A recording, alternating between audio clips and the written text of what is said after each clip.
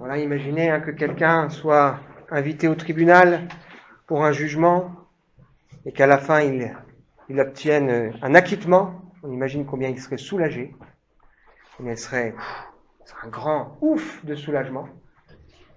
Mais imaginons maintenant quelqu'un qui perd un être cher et qui 3 jours après le retrouve parce que cet être cher est ressuscité. Waouh! Là, ce serait un miracle extraordinaire. C'est ce qui s'est passé avec Jésus. Alors, on va faire aujourd'hui une petite pause dans notre découverte de ce qu'est la marche par la foi à travers la vie de David, cet homme selon le cœur de Dieu, approuvé de lui bien qu'imparfait, qui est tellement riche d'enseignements pour nous, un homme qui nous enseigne le bonheur de savoir que ses péchés sont pardonnés.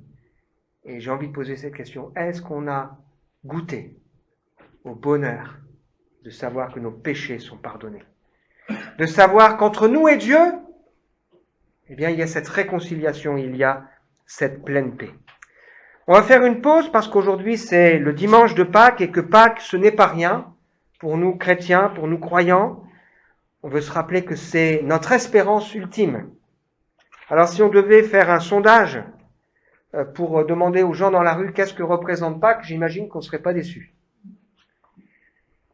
Le début des beaux jours, les premiers barbecues, les vacances scolaires, les week-ends prolongés, les fêtes de famille avec le chocolat, les lapins, les cloches. Une fête commerciale. J'ai reçu hier ou avant-hier un texto là sur mon téléphone qui me disait qu'il y avait du gigot d'agneau à Carrefour. Qu'est-ce que représente Pâques pour chacun de nous?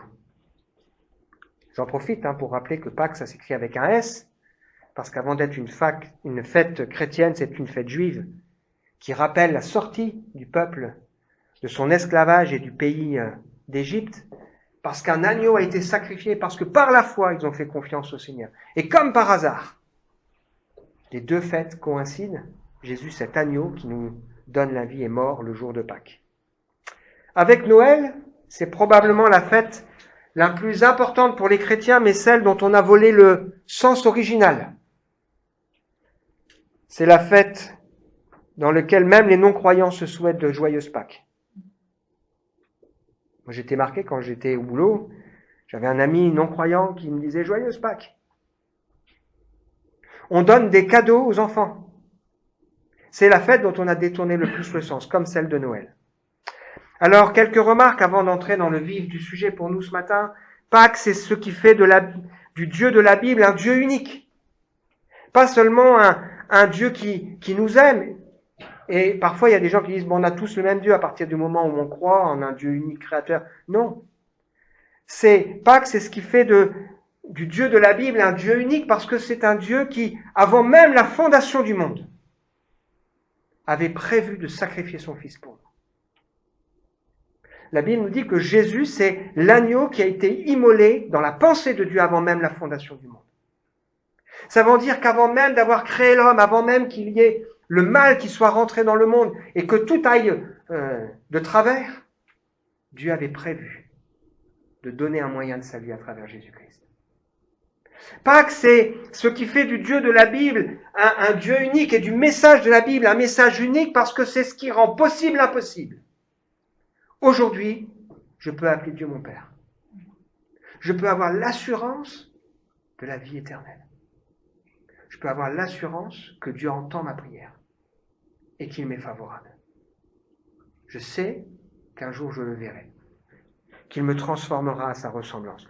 Pâques, c'est à ce point important que les prophètes qui ont parlé dans l'Ancien Testament plusieurs centaines, voire milliers d'années avant, plongeaient leur regard dans ce qu'ils disaient, ils parlaient de choses qu'ils ne comprenaient pas pour essayer de comprendre à quelle époque ces choses allaient arriver.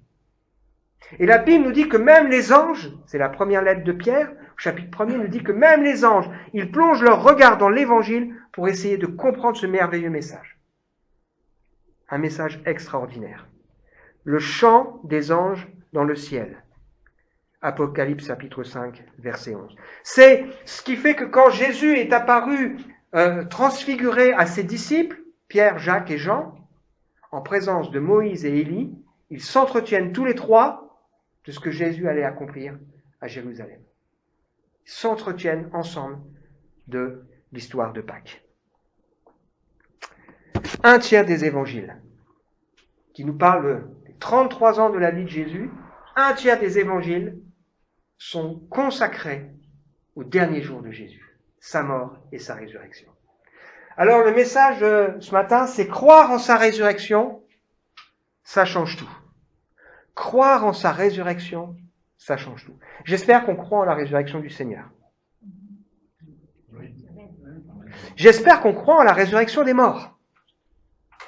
Je lisais un sondage qui a été fait en 2019 pour un magazine catholique, Le Pèlerin.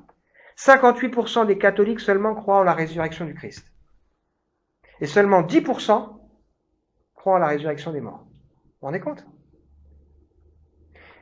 C'est impressionnant. Même chez les croyants, il y a de la confusion. Une dame qui a écrit un livre, Comment parler de spiritualité avec des adolescents, raconte, elle est chargée donc d'enseigner les jeunes dans l'église, et elle raconte qu'une jeune fille lui disait « Je vais me ressusciter en chien ».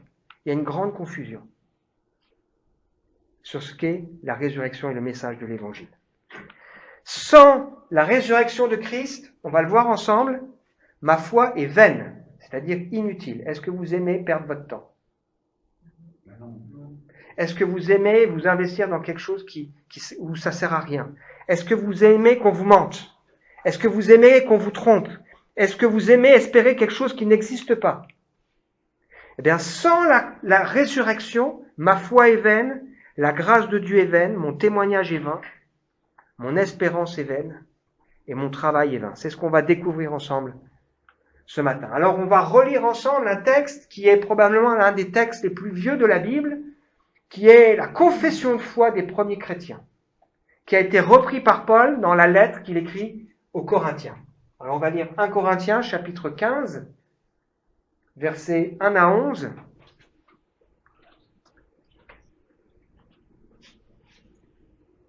Mes frères, je vous rappelle l'évangile ou la bonne nouvelle que je vous ai annoncée, que vous avez reçue et à laquelle vous demeurez attachés. Je le mets en anglais pour nos amis, en anglais. C'est par elle que vous êtes sauvés si vous la retenez telle que je vous l'ai annoncée. Autrement, vous auriez cru en vain. Je vous ai transmis comme un enseignement de première importance ce que j'avais moi-même reçu. Le Christ est mort pour nos péchés, conformément aux Écritures.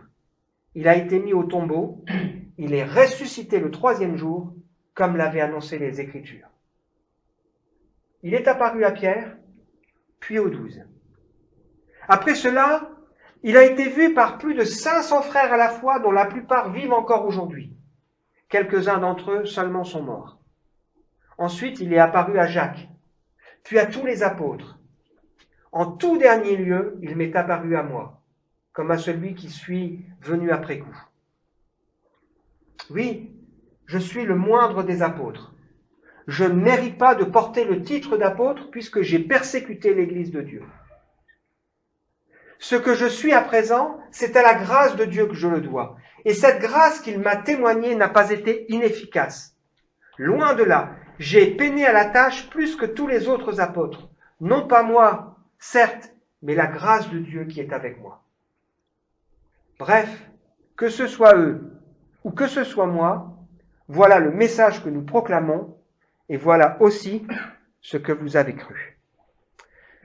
Donc, Paul rappelle ici ce qu'est l'Évangile. Il s'adresse ici à des croyants dans la ville de Corinthe, dans laquelle la grâce de Dieu s'est manifestée, des gens qui ont reçu des dons venus de la part de Dieu, pour que jamais ils n'oublient le message de l'Évangile. Un message qu'ils ont eu besoin d'entendre, comme lui, qu'ils ont eu besoin de recevoir, c'est-à-dire d'accepter comme vrai, dans lequel ils ont eu besoin de placer leur foi et dans lequel ils sont invités à persévérer. Et ce message repose sur 3 piliers. Christ est mort pour nos péchés. Est-ce que nous savons que sans la croix de Jésus, sans la mort de Jésus, il n'est pas possible d'être pardonné de ses péchés? Il est mort pour nos péchés selon les Écritures, selon ce qui avait été annoncé. Il a été enseveli, ça a duré plusieurs jours, pour qu'on soit bien sûr qu'il est bien mort, et il est ressuscité. Le message de l'Évangile repose sur ces trois piliers. Christ est mort selon les Écritures, il a été enseveli, et il est ressuscité. Ce n'est pas une morale, ce n'est pas une méthode, ce n'est pas une religion nouvelle, ce ne sont pas des choses à faire, mais c'est un message à entendre, à accepter comme vrai, à croire, et dans lequel nous sommes invités à persévérer. Tout à l'heure, nous avons lu dans le déroulé de notre culte le point capital. Il y a des choses importantes dans la vie, mais le point capital, c'est que Christ est à la droite de Dieu. Christ est à la droite de Dieu. C'est un point capital, un point plus qu'important, un point essentiel. Alors, on va considérer ensemble ces 5 points. Si je ne crois pas dans la résurrection, premièrement, ma foi est une illusion. Paul nous rappelle ici que si je ne crois pas dans la résurrection de Jésus-Christ, ma foi est une illusion. Mon espérance repose sur quelque chose qui n'a aucun sens. Qu'est-ce qui me prouve que le sacrifice de Jésus a été accepté par Dieu? C'est le fait qu'il est ressuscité.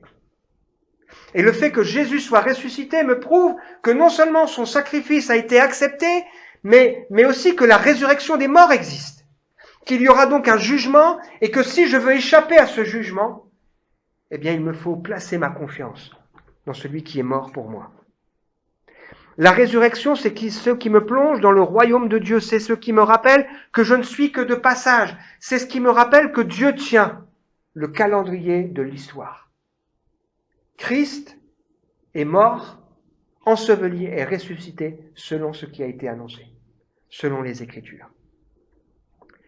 Dieu qui révèle ce qu'on la Bible appelle un mystère, le plan qu'il a décidé avant même la fondation du monde et qu'il révèle pour ceux qui placent leur confiance en lui. Ma foi, c'est pas simplement de croire que Dieu existe. C'est pas simplement de croire que Dieu est bon, que Dieu est saint, mais c'est de croire que Dieu m'aime à ce point qu'il s'est incarné pour mourir, offrir sa vie, aller 3 jours dans ce tombeau et ressusciter des morts.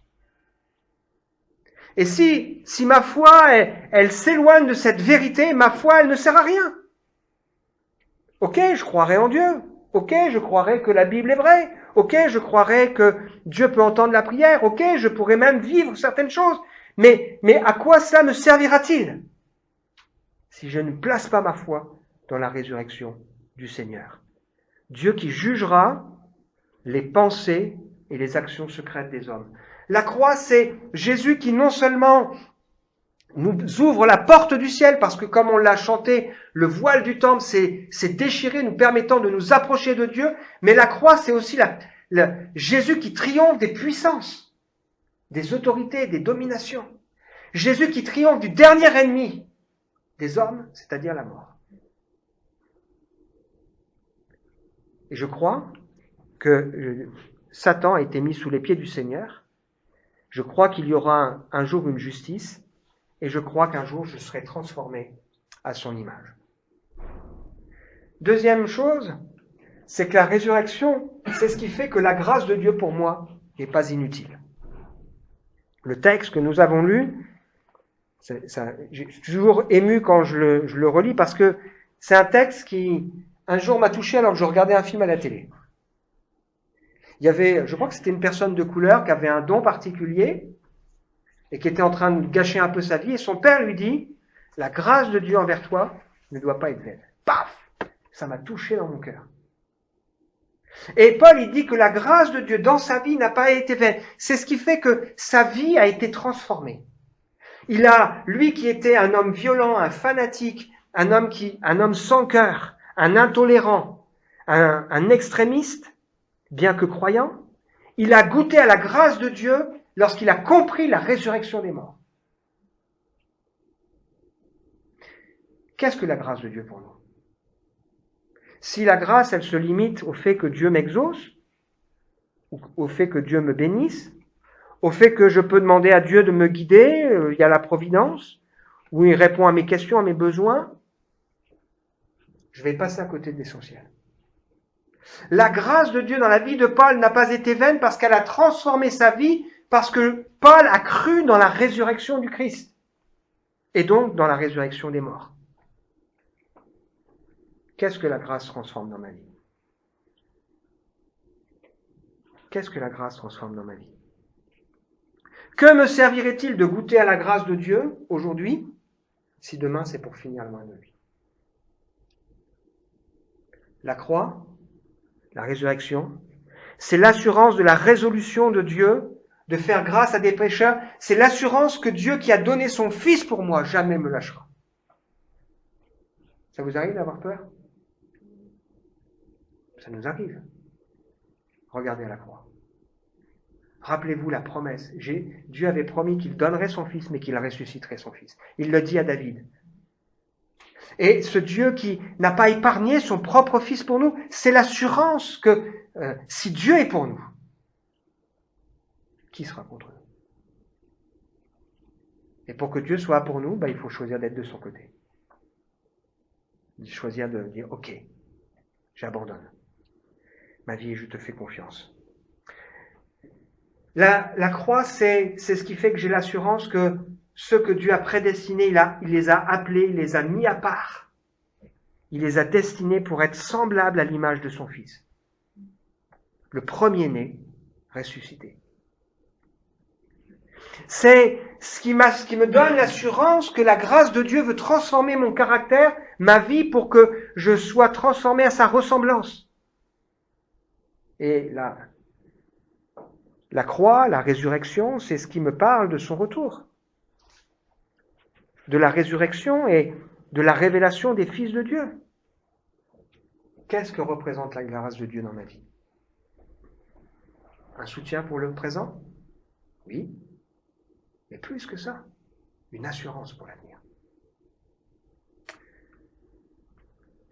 Sans la croix, sans la résurrection, Paul le dira dans ce chapitre 15 que je vous invite à relire à la maison, consacré à la résurrection, la prédication de l'évangile ou le témoignage qu'on pourrait rendre est vidé de son contenu. Les Corinthiens, ils croyaient en Dieu, mais certains doutaient de la résurrection des morts. Et pourtant, ils se disaient chrétiens. Et ce que nous sommes appelés, nous, à être, ce sont des témoins de sa résurrection. Nous pouvons dire, oui, je crois que Jésus est vivant, et je crois qu'il sauve encore ceux qui s'approchent de Dieu par lui parce qu'il m'a sauvé. Parce que je sais que Dieu m'aime. Parce que je sais que Jésus, il a fait quelque chose pour moi. Si la résurrection n'existe pas, qu'est-ce qui donne de la force à mon témoignage? C'est l'échec du christianisme. Et si dans une église, on ne prêche pas la croix et la résurrection, il y a un problème.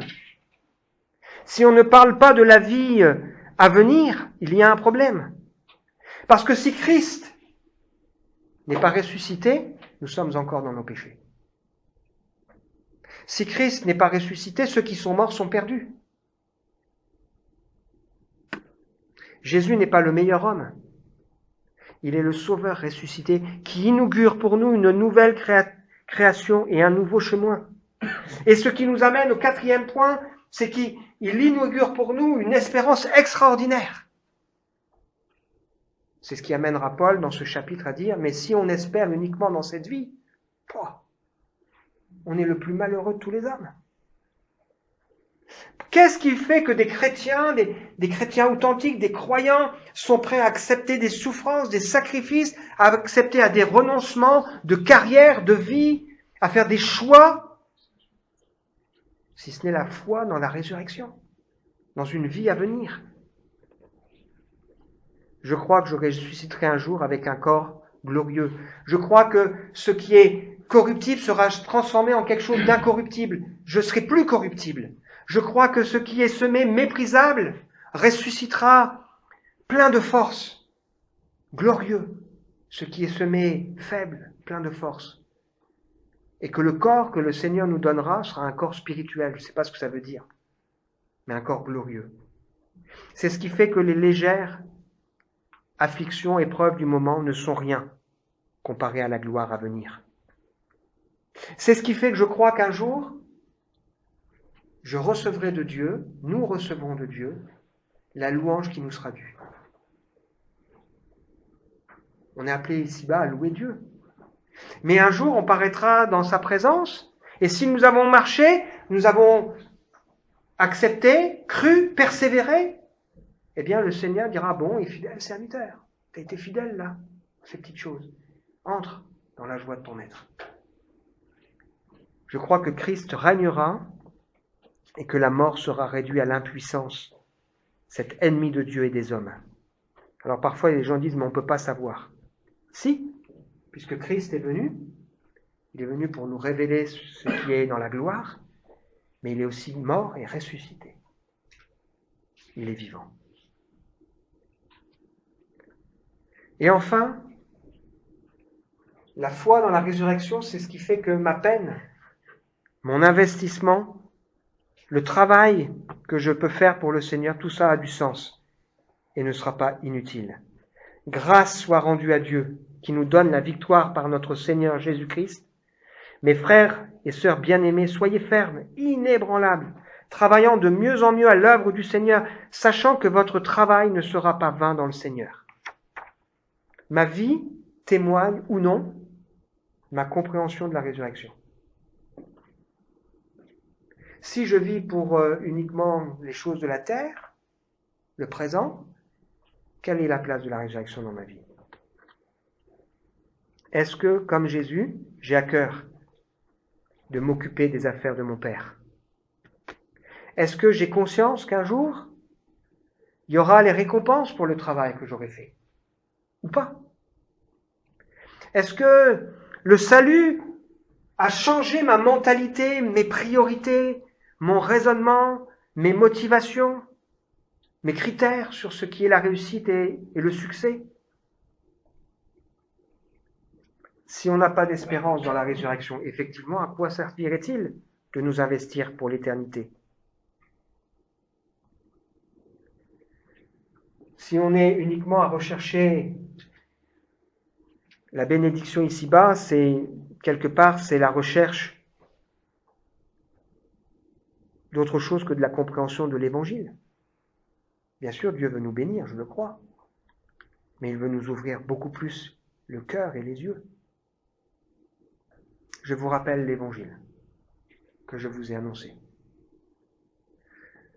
que vous avez cru, dans lequel vous avez persévéré. Sinon, votre foi serait inutile. Avant toute chose, Christ est mort pour nos péchés, selon les Écritures. Il a été enseveli selon les Écritures, et il est ressuscité selon les Écritures. La grâce de Dieu envers moi n'a pas été vaine. Ma foi n'est pas vaine. Mon témoignage n'est pas vain. Mon espérance n'est pas vaine. Et mon travail n'est pas vain. Conclusion pour nous ce matin. Je rappelle ce texte de la lettre que Paul va laisser aux Romains. En effet, si de ta bouche tu déclares que Jésus est Seigneur,